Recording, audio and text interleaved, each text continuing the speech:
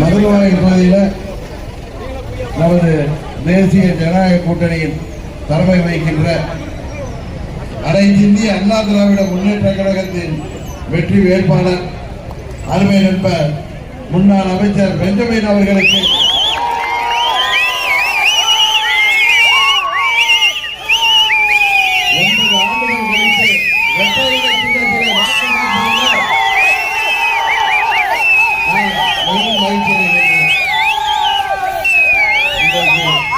அம்மாவின் தொண்டர்கள், அனைத்து இந்திய அண்ணா திராவிட முன்னேற்ற கழகமும் அம்மா மக்கள் முன்னேற்ற கழகம் இன்றைக்கு ஓரடியில் திரண்டு இன்றைக்கு தீய சக்தி திமுகவை வீழ்த்துவதற்கு சமம் என்றிருக்கின்றோம்.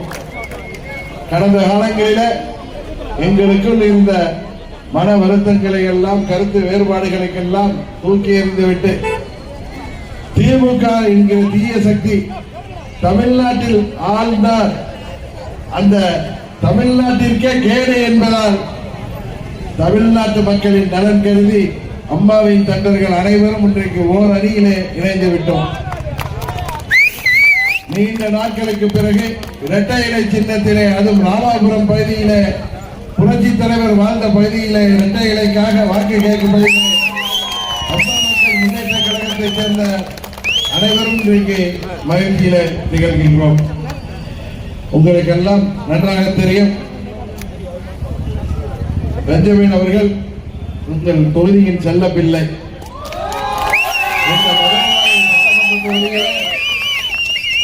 இதே தெய்வம் அம்மா அவர்களின் வேட்பாளராக போட்டியிட்டு வெற்றி பெற்றவர். என்ன சொல்ல போனால் அம்மா அவர்களின் பேரன்பை பெற்றவர்,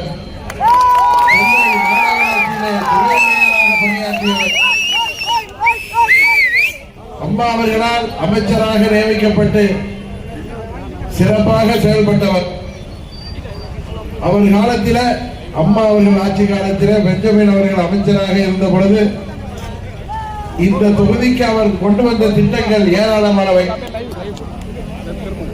அம்மா அவர்கள் ஆட்சி காலத்தில் எந்தெந்த மக்கள் நல திட்டங்கள் அறிவிக்கப்பட்டதோ ஒன்று தவறாமல் அத்தனை திட்டங்களையும் இந்த தொகுதிக்கு கொண்டு வந்து சேர்த்தவர் நண்பர் பெஞ்சமின் என்கிற பெருமைக்குரியவர். பள்ளி கல்வித்துறை, சிறு குறு நடுத்தர தொழில்துறை என தான் அமைச்சராக பதவி வைத்த துறைகள் அனைத்திலுமே திறம்பட பணியாற்றியவர் நண்பர் பெஞ்சமின் அவர்கள்.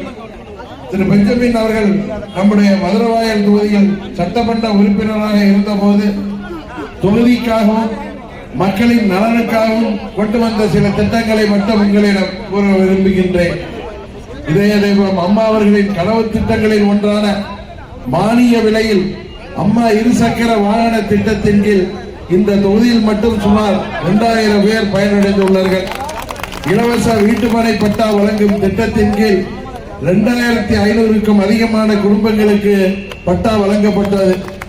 சுமார் 17,000 மாணவர்களுக்கு 84 கோடி ரூபாய் அளவிற்கு கல்வி உதவித்தொகை வழங்கப்பட்டது.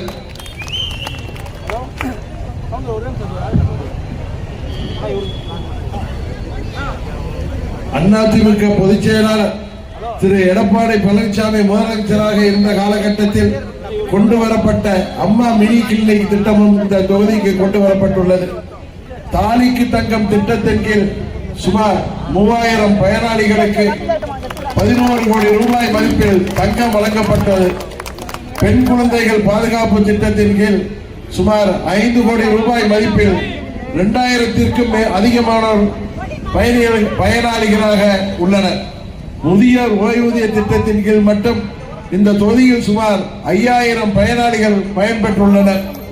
இது தவிர அயப்பாக்கத்தில் அம்மா திருமண மண்டபம், நொளம்பூரில் வட்டாட்சியர் அலுவலகம், போரூரில் நகர்ப்புற சமூக நல மருத்துவமனை கொண்டு வந்தவர் உங்களின் அன்பு வேட்பாளர் நண்பர் பெஞ்சமின் அவர்கள்தான்.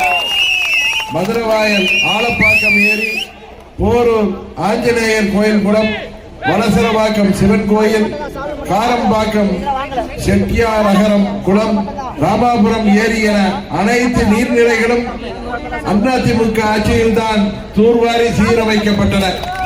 முகப்பேறு மேற்கு, ஆலப்பாக்கம், ராமாபுரம் மற்றும் அயப்பாக்கம் அரசு பெண்கள் உயர்நிலைப் பள்ளி மேல்நிலை பள்ளிகளாக இவர் சட்டமன்ற உறுப்பினராக அதிமுக ஆட்சியில் தரம் உயர்த்தி தந்தார். இன்னமும் சொல்லிக்கொண்டே போகும் அளவிற்கு சகோதரர் திரு பெஞ்சமின் அவர்கள் இந்த மதுரவாயல் தொகுதிக்கு ஏராளமான மக்கள் நல திட்டங்களை கொண்டு வந்திருக்கின்றார். ஆனால் கடந்த 5 ஆண்டுகளாக இந்த தொகுதியில் சட்டமன்ற உறுப்பினர் திமுகவை சேர்ந்தவர் என்ன திட்டங்களை கொண்டு வந்தார் என்பதை அவரால் பட்டியலிட முடியுமா என்று இந்த நேரத்தில் கேட்டுக்கொள்கின்றேன்.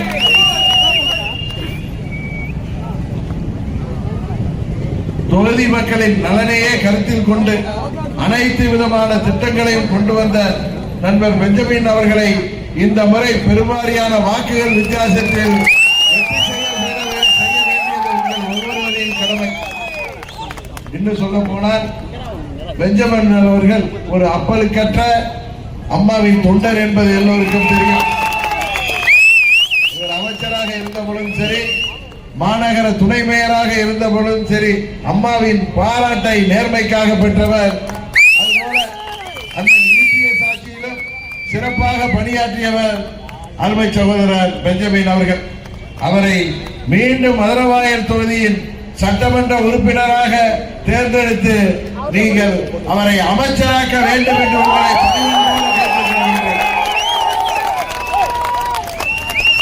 இன்றைக்கு தமிழ்நாட்டில் தீய சக்தி திமுக ஆட்சியில சொல்லுன்னா குடிமைகளை அனைத்து பகுதி மக்களும் அனுபவித்துக் கொண்டிருக்கிறோம். சட்டம் ஒழுங்கு சந்தி சிரித்து கிடைக்கிறது.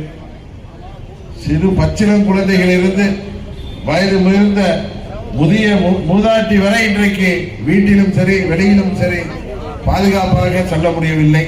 வீட்டிலும் பாதுகாப்பாக இருக்க முடியவில்லை. எங்கு பார்த்தாலும் கஞ்சா, எங்கு பார்த்தாலும் ஹெராயின் போன்ற போதைப் பொருட்கள் மாணவர்களையும் இளைஞர்களையும் குறிவைத்து விற்கப்படுகிறது.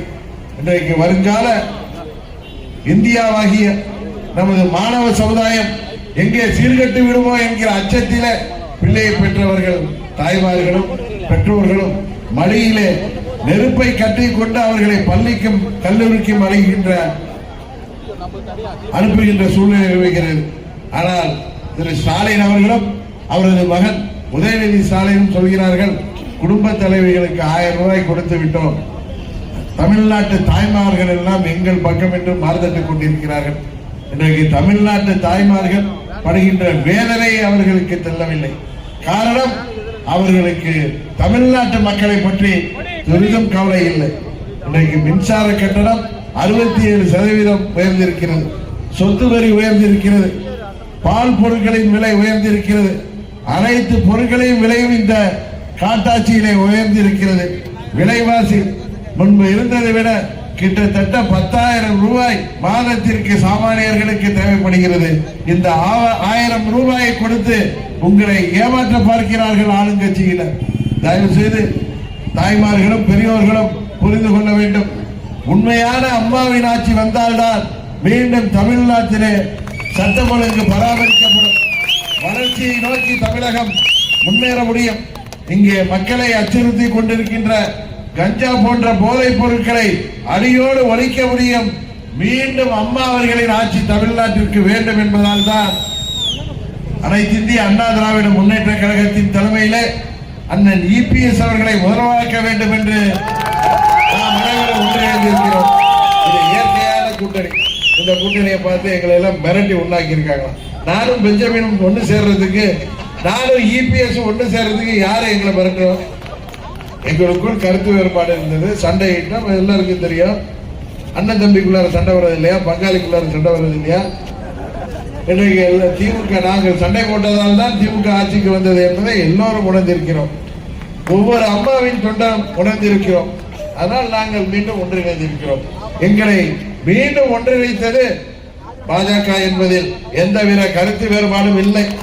இருவருக்குள் மன கருத்து வேறுபாடு இருக்கும் பொழுது மூன்றாவதாக ஒரு பெரியவர்கள் வந்து நம்மை சேர்த்து வைப்பது ஊர்ல எல்லா ஊர்லயும் உள்ளது தானே. அண்ணன் தம்பி சண்டையோ இல்ல பங்காளி சண்டையோ மாமன் மச்சான் சண்டையோ இருக்கிறப்ப அவர்களே எப்படி சேர்ந்து கொள்ள முடியும்?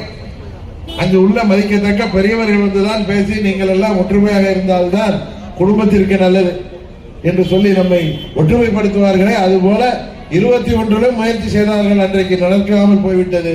இன்றைக்கு 26 நாங்கள் ஒன்றுபட்டு விட்டோம். இது இயற்கையான கூட்டணி. இந்த கூட்டணி உறுதியாக தமிழ்நாட்டில் வெற்றி பெறும். தமிழ்நாடு முழுவதும் வெற்றி பெறுவோம். சென்னையிலிருந்து கன்னியாகுமரி வரை அம்மாவின் தொண்டர்கள் ஒன்றிணைந்து விட்டோம். காரணம், கடந்த 9 ஆண்டுகளில் நாங்கள் செல்கின்ற இடங்களில் எல்லாம் பொதுமக்கள் எங்களை பார்த்து அம்மாவின் தொண்டர்கள் எல்லாம் ஓர் அணியில் திரளுங்கள், ஒன்றாக சேருங்கள், அப்பொழுதுதான் ஆட்சி அமையும் என்று சொன்னார்கள். அது இன்றைக்கு நடந்திருக்கிறது. மாண்புமிகு அமித்ஷா அவர்களின் முயற்சியால் அது நடந்திருக்கிறது. மீண்டும் தமிழ்நாட்டிலே அம்மாவின் ஆட்சியை கொண்டு வந்து தமிழ்நாட்டுக்கு தேவையான திட்டங்களை கொண்டு வர மத்தியிலே ஆளுகின்ற பாஜகவின் துணையோடு தமிழ்நாட்டிலே அனைத்து திட்டங்களையும் கொண்டு வருவதற்கு ஜாதி மத பேதமின்றி நீங்கள் சகோதரர் பெஞ்சமின் அவர்களுக்கு வாக்களிக்க வேண்டுமாய் பணிவன்போடு கேட்டுக்கொள்கின்றேன். வெற்றி சின்னம் இரட்டை இலை, வெற்றி சின்னம் இரட்டை இலை. இரட்டை இலையில் வாக்களித்து பெஞ்சமின் அவர்களை வெற்றி பெற செய்ய வேண்டுமாய் பணிவன்போடு கேட்டு விடைபெறுகிறேன். நன்றி, வணக்கம்.